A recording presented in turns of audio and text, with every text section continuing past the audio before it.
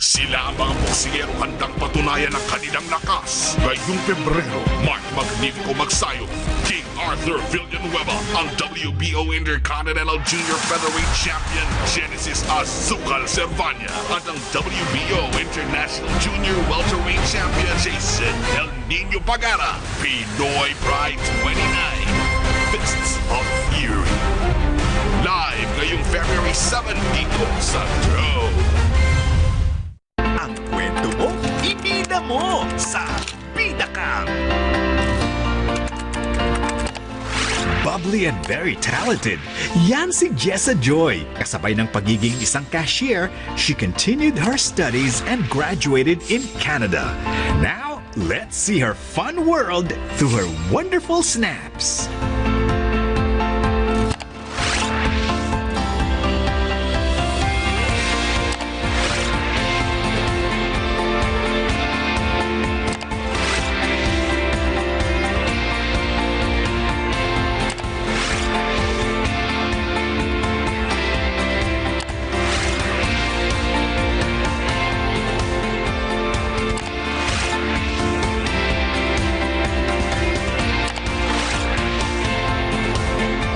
Hinihintay niyo mga kapamilya, makikita na dito lang sa Bidakam. Marami nang natulungan talaga ang bayan ni Juan, lalo na sa panahon ng lindol, panahon ng bagyo, sakuna at iba pang kalamidad.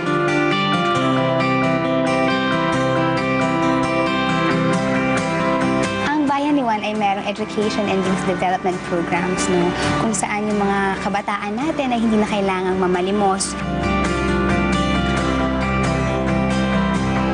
So, binibigyan sila ng pagkakataon na makapag-aral at malaki yung chances talaga nila na matapos nila yung pag-aaral nila.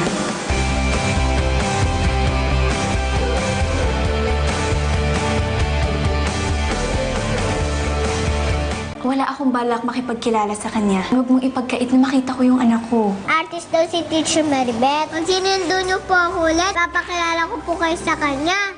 Sa pagkakatanda ko, one and only mo lang ako. Kring, si Alex. May bisita raw po siya eh. Pinakwento ba sa'yo si Alex? Kung saan? Kababata daw niya eh. Dumaan kanina sa office. Parang mukhang apektado ka. Sabado bukas ah. Pag-relax ka naman. Manood ka ng sine. Gusto mo, samahan pa kita. Sige po, boss. Matagal na rin akong hindi nakakanood ng sine. Ganito pala dito, boss. Ay! Boss, maganda tong pelikula na to. Love story. Nakakakilig. Sobra-sobra po. Binili ko na lahat ng bulaklak. Galing mag-sales stock ng bata eh. Dream Dad.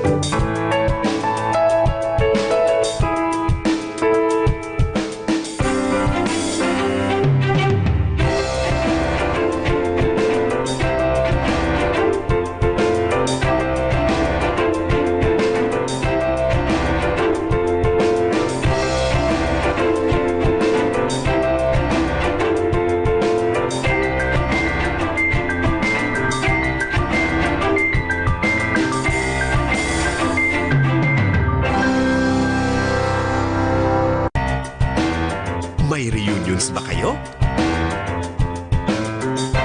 May darating na fiesta, tournament o liga? I-announce nyo na sa TFC What's Up! Siguradong maririnig at makakarating sa lahat. TFC What's Up is the only Filipino community bulletin na nasa TV at online. Kaya huling-huli ang buong Pinoy community. Kaya anumang event, iparating sa lahat ng kababayan through TFC What's Up. Just follow these simple guidelines.